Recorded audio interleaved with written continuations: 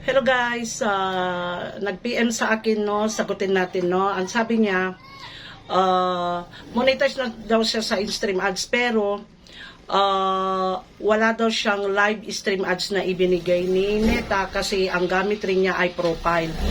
Nagtatanong sa akin guys kung okay lang ba na hindi na daw siya mag-live. Yan ang sabi niya kasi monetize na daw siya sa in-stream ads, so wala daw siyang tools na live stream ads. Okay, ganito yan guys. Pag ikaw ay monetize na sa stream ads at wala kang ibinigay na live stream ads, kasi guys, yung mga gumagamit ng page, yan ang nabibigyan ng mga live stream ads. Tayo na gumagamit ng profile, hindi tayo mabigyan ng live stream ads. Ganito yan. Katulad ko guys, akala ko hindi na ako mag-live nung monetize na ako sa in-stream ads. So, gawa lang ako ng gawa ng aking content.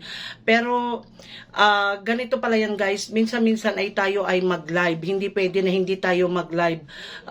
Kasi, inaano ni Meta yan, yung parang mag-report tayo kay Meta para maano niya kung ikaw pang gumagamit ng inyong profile. Hindi pwede na hindi tayo mag-live pa rin tayo minsan-minsan kasi yung mga gumagamit ng page, yun ang nabibigyan ng live stream ads.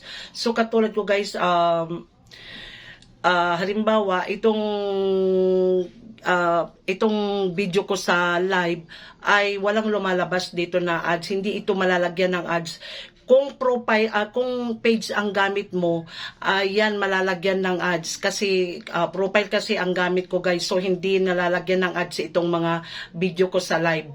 So hindi pwede na hindi tayo mag-live pag ikaw ay monitor sa in-stream ads, no? So minsan-minsan mag-live pa rin tayo kahit na monetize ka na sa in-stream ads, ganyan. Hindi pwede na hindi tayo mag-live. Pero hindi naman katulad sa pagkukuha mo ng criteria ng in-stream ads na lagi ka nagla-live. Minsan-minsan lang mag-live ganyan. Hindi man araw-araw. Kasi pwede na mag-live tayo lagi-lagi kung binigyan tayo ng live stream ads na tools ni Meta. Ay hindi ako binigyan ng live stream ads sa tools ko, no? Kasi ang gamit ko kasi ay profile. Yung gumagamit ng mga page, yun pala ang nabibigyan ng mga live stream ads na mga tools. Lalo na yata, guys, aywan ko lang kung yung gumagamit ng profile ay aywan ko lang kung mabibigyan sila ng subscribes, no? Kasi ang parang naririnig ko, no, na yung mga gumagamit yata ng mga page, yun ang mabibigyan ng subscribes. Pero tignan lang natin, guys, kung mabigyan tayo ng subscribes kasi page, profile ang gamit ko.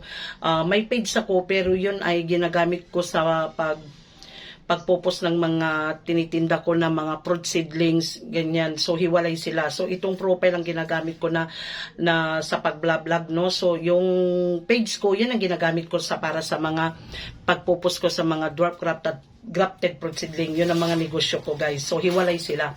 So tignan natin guys kung kasi malapit, sabi nila pag nasa 10,000 na daw yung followers mo, mabibigyan ka ng subscribes. Tignan natin guys kasi malapit na mag 10,000 ang followers ko. Titignan ko kung mabibigyan ko ng subscribes kasi profile ang gamit ko, no. So yan lang guys. Kung halimbawa na monetize ka na sa in-stream ads, kung wala kang live stream ads ay minsan-minsan mag-live tayo. Hindi pwede na hindi tayo mag-live. Pero kung mayroon kang live stream ads tools na ibinigay ni Meta, yan, lagi kang magla-live. Lagi-lagi para ma-monetize ka din sa live stream ads. Ganyan. Pero may bayad yan. Pero hindi ako nabigyan ng live stream ads na tools kasi profile ang gamit ko. Kaya minsan-minsan nagla-live ako ganyan para mag-report ka kay Meta, ganyan, na ikaw pa ang gumagamit ng inyong profile, ganyan. Okay guys, maraming salamat. Sana naintindihan nyo ang mga sinabi ko sa inyo. Huwag nyong kalimutan lang mag-like at mag-comment at mag-follow. I love you all.